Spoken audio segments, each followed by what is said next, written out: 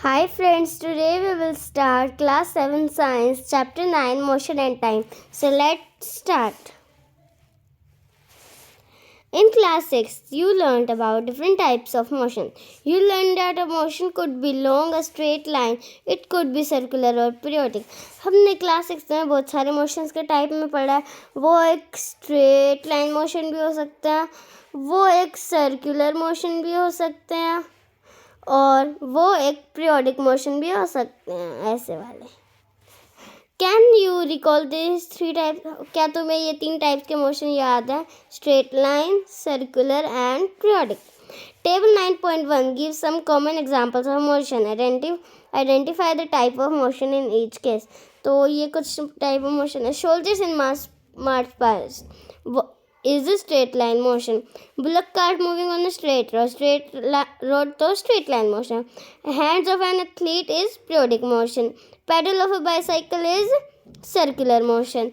Motion of the earth around the sun is circular. Moving of a swing is a periodic motion and motion of a pendulum is a periodic motion. Periodic motion is also known as oscillatory motion and straight line motion is also known as rectilinear motion. It is common experience that the motion of some object is slow while that of some object is fast. मतलब ये हम सबको पता है कि जो motion होता है वो बहुत सारे ऑब्जेक्ट का तेज भी हो सकता है और किसी का स्लो भी हो सकता है. 9.1 Slow or fast. We know that some vehicles move faster than others. हमें पता है कुछ व्हीकल्स हैं वो बहुत ज़्यादा तेज चलते हैं औरों से. Even the same vehicle may move faster or slower at different times. और क्या वही वाले व्हीकल्स अलग अलग टाइम पर अलग अलग स्पीड में भी चल सकते हैं. Make a list of 10 objects moving along a straight path. ऐसे 10 ऑब्जेक्ट की लिस्ट बनाओ जो मतलब स्ट्रेट पाथ पे ऐसे स्ट्रेट चलते हैं इस type. Group the motion of this object as slow fast. और इन मोशंस को स्लो और फास्ट में अलग अलग करो. How did you decide which object is moving slow and which one is moving fast? आप ये कैसे डिसाइड करेंगे कि कौन सा तेज चल रहा है और कौन सा fast? If vehicles are moving on a road in the same direction we can easily tell which one of them is moving faster than the other. मतलब अगर व्हीकल्स एक ही रोड पे, मतलब जैसे ये रोड है और इस पे 2 व्हीकल्स हैं और ये दोनों इसी रोड पे चल रहा है, कोई ऐसे चल रहा है और कोई एकदम ऐसे चल रहा, तो हम पता लगा सकते हैं कि ये कौन सा फास्ट है. Let us look at the motion of vehicles moving on road. चलो हम व्हीकल्स के मोशन को फाइंड करते हैं. Activity 9.1. Look at figure 9.1. It shows the position of some vehicles moving on a road in the same direction at some instant time. मतलब आप road पे देखो कि व्हीकल्स है कुछ सेम स्पीड पे चल रहा है, कुछ बहुत तेज चल रहा है, कुछ बहुत स्लो चल रहा है. Now look at figure 9.2. It shows the position of same vehicles after some time. एक बार हम फिगर देखते हैं. ये रही फिगर 9.1. इसमें पहले ये कौन सी कार, ये ग्रीन कार बहुत तेज आराम से चल रही थी और एकदम ये सबसे आगे निकल जाती है, और ब्लू कार भी. तो हम आगे पढ़ते हैं. It shows the position of same vehicles after some time.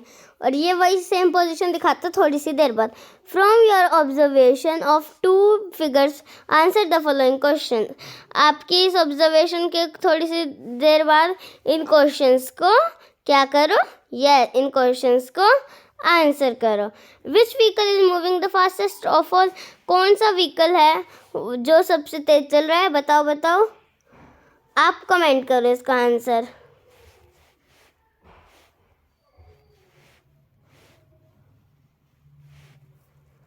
बताओ. हाँ, यस. कौन सा चल रहा है? ये कौन सा वाला? Blue vehicle. Yes, blue vehicle is very faster than other vehicles. Next question. Which one of them is moving slowest of all? इनमें से कौन सा स्लोएस्ट मूव करना है ये आपको कमेंट करना है. मैं आपको कमेंट में आंसर पिन कर दूंगी. The distance moved by object in a given interval of time can help us to decide which one is faster or slower.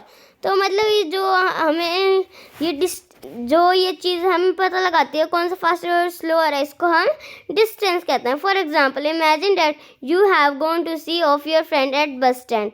मतलब ये सोचो कि तुम एक बस स्टैंड पे खड़े अपने फ्रेंड से मिलने. Suppose you are start pedalling your bicycle at the same time as bus begins to. आप उसी टाइम पैडल मारना स्टार्ट कर देते हो जब बस चलना स्टार्ट करती है. The distance covered bye you after 5 minutes be much smaller than that covered by बस. मतलब वो वाला डिस्टेंस ज़्यादा होगा जो आपने साइकिल से 5 मिनट में चलाया है, या वो जो बस ने चलाया है. ऑफकोर्स जो बस ने चलाया है वो ज़्यादा डिस्टेंस होगा. वुड यू से दैट बस is moving faster than the bicycle. क्या आप ये कह सकते हो कि जो बस है वो बाईसाइकिल से ज़्यादा तेज़ है? यस, बस तेज़ है बाईसाइकिल से. We often see that the faster vehicle has a higher speed. हमने ये ऑब्वियसली देखा है कि जो फास्टर व्हीकल होते हैं उनकी स्पीड हायर होते हैं, मतलब तेज़ होती है. In 100 metre race it is easy to decide who speed is the highest. एक 100 मीटर की रेस में ये बहुत आसान होता है कि डिसाइड करना कि किसकी स्पीड तेज़ है. One who take shortest time to cover the distance of 100 metre speed has the highest speed. जो सबसे कम टाइम लेता है इस 100 मीटर की रेस को कवर करने में, वो उसकी स्पीड सबसे हाईएस्ट है. Speed, what is speed? You are probably familiar with the word speech. तुम्हें स्पीच वर्ड के स्पीड वर्ड के बारे में तो पता ही होगा. In the examples given above, a higher speed seems to indicate that a given distance has been covered in a shorter time. मतलब और large distance covered in a given time. Speed वो होता है मतलब जितनी देर में हम उस डिस्टेंस को कवर करते हैं वो डिस्टेंस जितनी देर में कवर किया वो क्या कहलाता है? यस, वो एक स्पीड कहलाता है. The most convenient way to find out which of the two or more object is moving faster is to compare the distance moved by them in a unit time. Thus, if we know the distance covered by 2 buses in 1 hour, we can tell which one is faster. मतलब ये बहुत easy है ये बताना कि कौन सा object तेज़ है. अगर 2 बसेस में हमें डिस्टेंस देखना और 1 आवर में अगर एक बस ने डिस्टेंस कवर किया 150 किलोमीटर और दूसरी बस ने किया है 100 किलोमीटर, तो वो कौन सी बस फास्टर है? जिसने 150 किलोमीटर पर आवर की स्पीड से डिस्टेंस कवर किया. We call the distance covered by an object in a unit time as the speed of the object. और जितना डिस्टेंस जितनी देर में कवर किया है उसको हम स्पीड कहते हैं. When we say that a car is moving with the speed of 50 kilometre per hour, its imply that it will cover a distance of 50 kilometre in 1 hour. जब हम कहते हैं कि एक कार 50 किलोमीटर पर आवर की speed से move कर रही है तो इसका मतलब ये है कि वो 1 घंटे में 50 किलोमीटर पूरे कर लेगी. However, a car seldom moves with a constant speed for 1 our.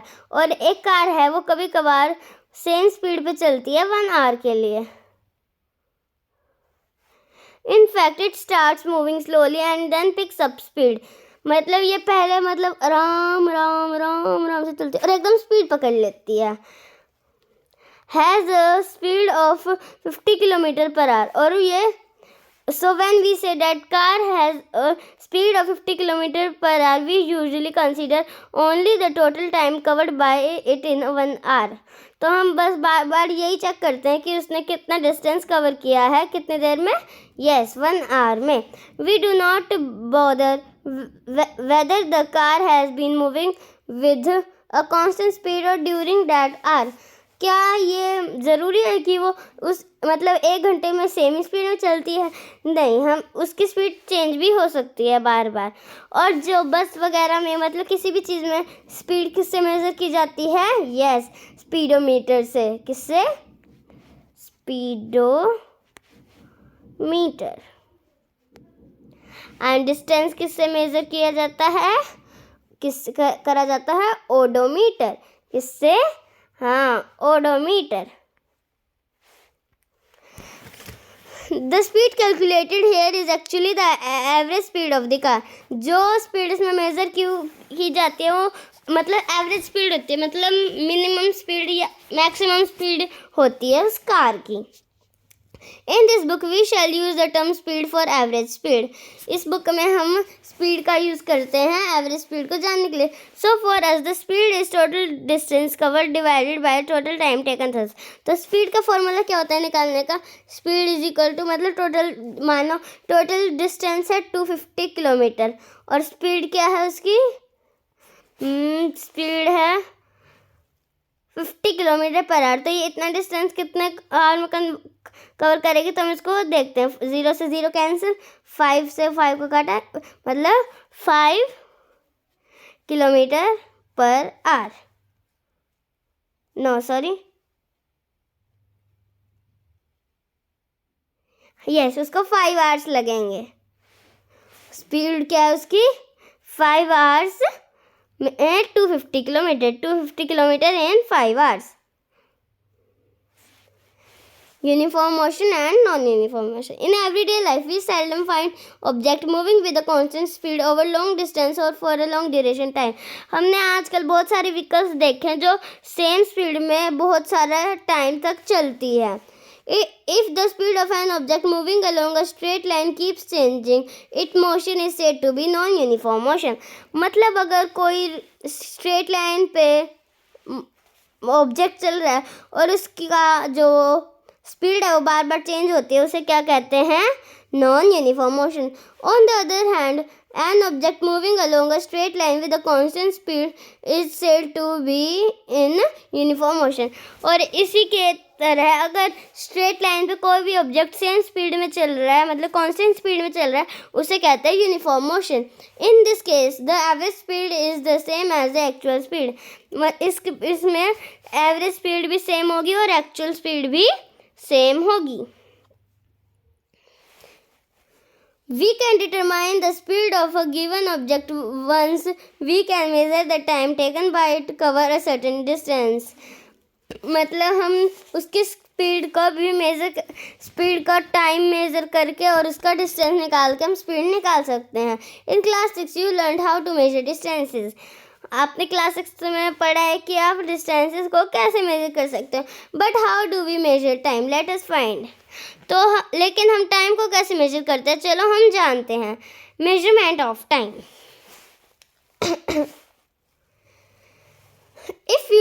If you did not have a clock, how would you decide that time of the day it is? अगर आपके पास क्लॉक नहीं है तो आप कैसे पता लगाओगे कि आज के इस टाइम क्या टाइम हो रहा है? Have you ever wondered how our elders could tell the approximate time of day by just looking at shadows? आपको पता है कि हमारे बड़े पहले कैसे बता देते थे कि शैडोज को देख के कि क्या टाइम हो रहा है, अप्रोक्स बताते थे उसका, मतलब थोड़ा सा आगे पीछे हो जाता था। How do we measure time interval of a month a year?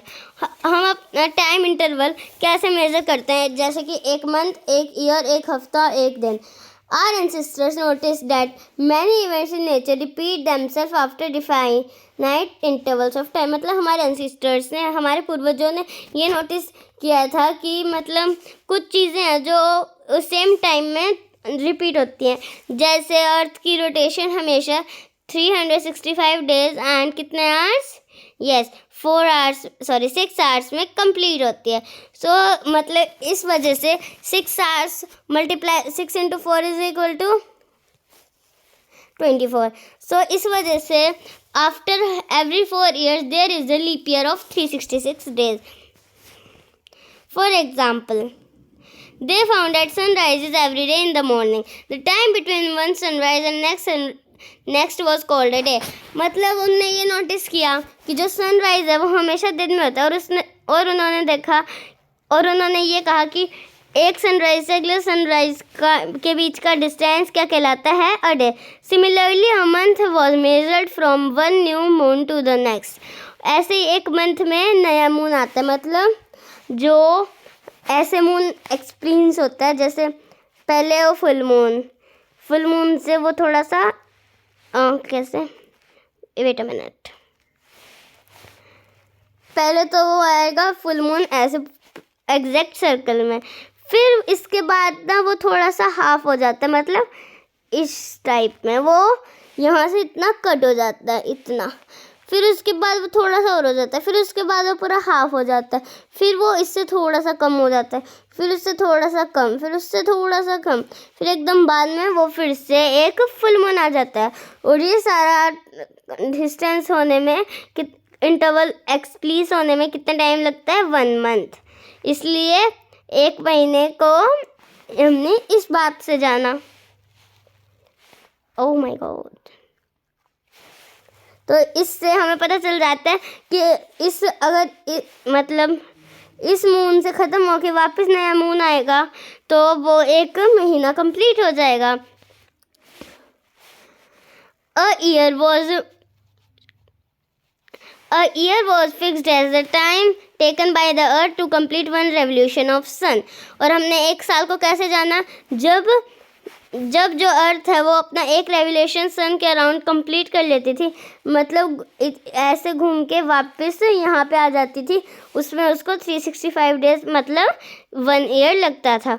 और इससे उसने ये कहा, इससे उसको ये पता चला, क्या पता चला? कि 1 साल में 365 डेज होंगे। Often we need to measure intervals of time which are much shorter than a day। हम कभी कभार कुछ टाइम को भी मेजर करते हैं जो 1 दिन से छोटे होते हैं। क्लॉक्स और watches are perhaps the most common time measuring devices. जो क्लॉक्स होते हैं, वॉचेस होते हैं, वो बहुत सिंपल चीज़ें होती हैं टाइम को मेजर करने की। Have you ever wondered how clocks and watches measure time? क्या आपने कभी सोचा है कि क्लॉक्स और वॉचेस कैसे टाइम मेजर करती हैं? The working of clocks is rather complex. मतलब जो क्लॉक का काम करना है वो बहुत ही अलग होता है। But all the time make use of some periodic motion. लेकिन जो क्लॉक्स होते हैं ना, मतलब क्लॉक्स की ये होती है जो वो घूम के वापस उसी जगह पे आती है, तो ये एक सर्कुलर मोशन भी करती है और एक टाइप से पीरियोडिक मोशन भी होता है। इसमें सर्कुलर मोशन क्यों होता है? क्योंकि ये घूमती घूमती ऐसे सर्कल बनाती हैं। और इसमें पीरियोडिक मोशन इसलिए होता है क्योंकि ये सेम टाइम पे उसी जगह पे आ जाएंगी। मतलब हर आवर में वो ये वाली लंबी वाली सुई 1 घंटे में वापस 12 पे आ जाएगी, इसलिए ये एक पीरियोडिक मोशन भी है। और one of the most well known periodic motion is that of a simple pendulum. और जो सबसे इजी पीरियोडिक मोशन है वो किसका है? इस सिंपल पेंडुलम का, क्योंकि वो सेम इंटरवल पे वो ऐसे ऐसे ऐसे होती है। और periodic motion is also known as oscillatory motion. और जो सिंपल पेंडुलम में ये बॉल होती है इसे क्या कहते हैं? बोब। क्या कहते हैं इसे? Bob. Yes. A simple pendulum consists of a small metallic ball or a piece of stone suspended from a rigid stand by a thread। मतलब ये जो इसके अंदर बॉल होती है ये एक स्टोन का पीस होता है या फिर एक मेटल की बॉल होती है। The metallic ball is called the Bob of the pendulum. और ये मेटेलिक बॉल को क्या कहते हैं? बोब। शो फिगर 9.4 क्या है? फिगर ये रही फिगर 9.4। फिगर 9.4 का ए shows the pendulum at rest in its mean position। मतलब सिंपल फिगर 9.4 का ए पार्ट ये दिखाता है कि ये फिगर जो ये पेंडुलम है वो अभी रेस्ट पोजीशन में है। किस पोजीशन में है?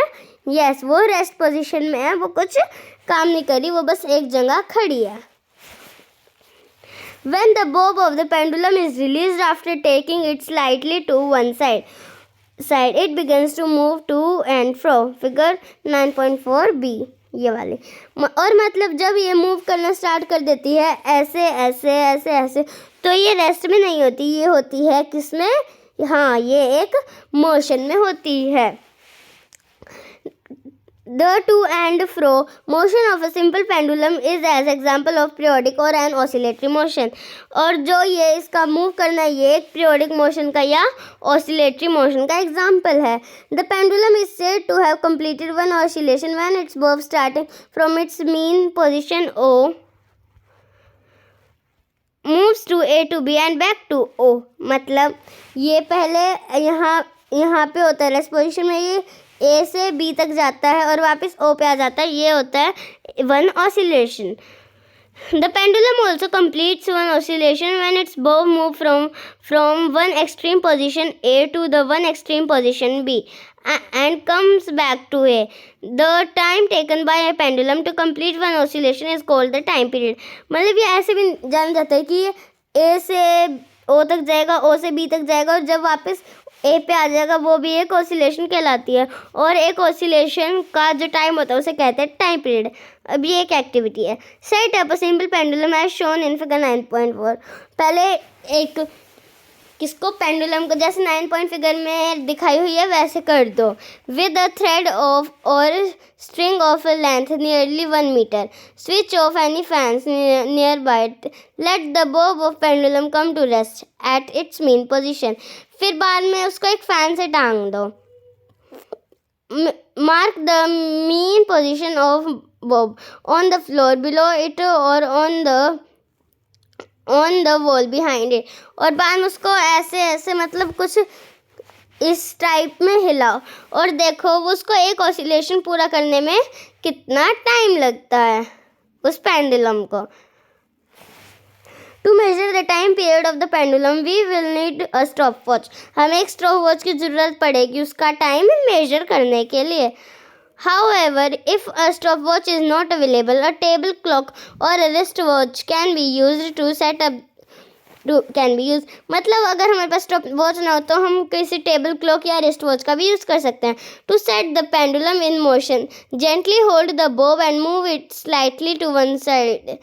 तो मतलब पेंडुलम को मोशन में लाने के लिए उसको हाथ में पकड़ो और हल्का सा थोड़ा थोड़ा उसको हिलाओ। मतलब उसको पकड़ो, पीछे से पकड़ो और छोड़ दो, उसको पुश मत करो, बस छोड़ दो खाली। Make sure that the string attached to the bob is taut while you displace it. और ये ध्यान रखना कि जो हमने बॉब को जिससे बांधा है वो टाइट हो। Now release the Bob from its displace position. बाद में उस बॉब को रिलीज कर दो उसकी पोजिशन में। Remember that the bob is not to be pushed when it is released. और जब उसको रिलीज करो तो उसको पुश मत करना। Note the time on the clock when the bob is at its mean position। और बॉब को जब भी और उस क्लॉक के बॉब को भी ऐसे ही करना, मीन पोजीशन में ला के फ्री से। Instead of the mean position you may note the time when the bob is at one of its extreme position. और उस बॉब से भी को भी आप देखना कि वो अपनी प्लेस पे वापस कब आ जाता है ऑसिलेशन करके। Measure the time of pendulum takes to complete 20 oscillations. Record your observation. तो आपको ये रिकॉर्ड करना है कि 20 ऑसिलेशन कितने टाइम में कंप्लीट कर लेता है वो पेंडुलम। इन टेबल 9.2 एक 9.2 टेबल में इस टाइप की टेबल में आपको ये नोटिस करना है, राइट करना है। The first observation shows just a sample. वो जो फर्स्ट ऑसिलेशन लिखे वो बस एक एग्जाम्पल है। Your observation could be different from this. Repeat this activity a few times and record your observation. मतलब भी ये बस एग्जाम्पल है, आपकी ऑब्जर्वेशन इससे अलग होनी चाहिए। आप ये एक्टिविटी बार बार करो और अपनी ऑब्जर्वेशन को लिखो। By dividing the time taken for 20 oscillation by 20। और अगर आप 20 ऑसिलेशन को 20 से डिवाइड करेंगे, get the time taken for 1 oscillation. आपको पता चल जाएगा कि 1 ऑसिलेशन में कितना टाइम लिया है और टाइम पीरियड ऑफ 1 पेंडुलम और एक 1 पेंडुलम का टाइम पता चल जाएगा आपको। Is the time period of your pendulum nearly the same in all cases. क्या आपका पेंडुलम का टाइम हर बार सेम होता है? Note that a slight change in the initial displacement does not affect the time period of your pendulum. और अगर हल्का सा pressure आपके इस डिस्प्लेसमेंट में पेंडुलम के मूवमेंट में कोई चेंज नहीं करता। नाउअडेज मोस्ट क्लॉक्स और watches have an electric circuit with 1 और मोर सेल्स। आजकल की जो वॉचेस होती है उसमें एक इलेक्ट्रिक सर्किट होता है जिसमें एक या एक से ज़्यादा सेल होती है। These clocks are called quartz clocks. इन टाइप के क्लॉक्स को हम कहते हैं quartz clocks. The time measured by quartz clocks is much more accurate than that by the clocks available earlier। जो इन टाइप के क्लॉक्स में टाइम मेजर करना इजी होता है पहले वाले क्लॉक से। Leftover chapter we will do in our next video. So if you like this video, please like it, share it, comment it, and don't forget to subscribe it. Bye friends.